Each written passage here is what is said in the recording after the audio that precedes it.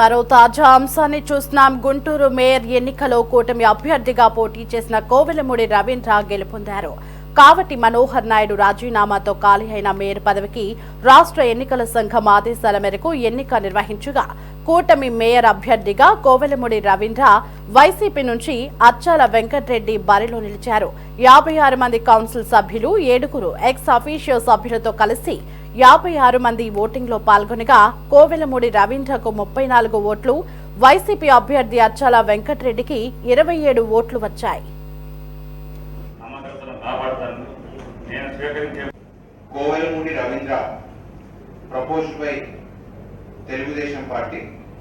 వీరికి ఓటు వేయాలనుకున్న సభ్యులందరూ కూడా దయచేసి వారి చేతుల ద్వారా ఎత్తడం ద్వారా వారి యొక్క ఓటుని చూపించవలసిందిగా కోరుతున్నాం.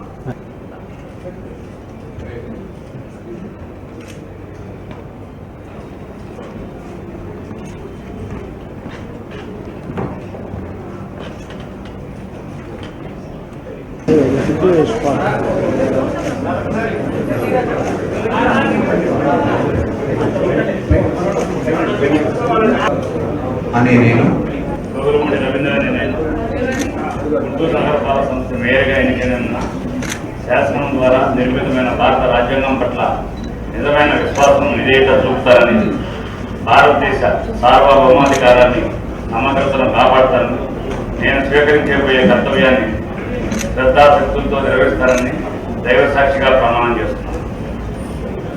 గుంటూరు నగరపాలక సంస్థ మేయరైన కోవెలమూడి రవీంద్రని నేను సభా నియమాలకు కట్టుబడి ఉంటారని, వాటిని అనుసరిస్తారని, సభా మర్యాదలను పాటిస్తారని, సాంప్రదాయాలను గౌరవిస్తారని దైవ సాక్షిగా ప్రమాణం చేస్తున్నాను.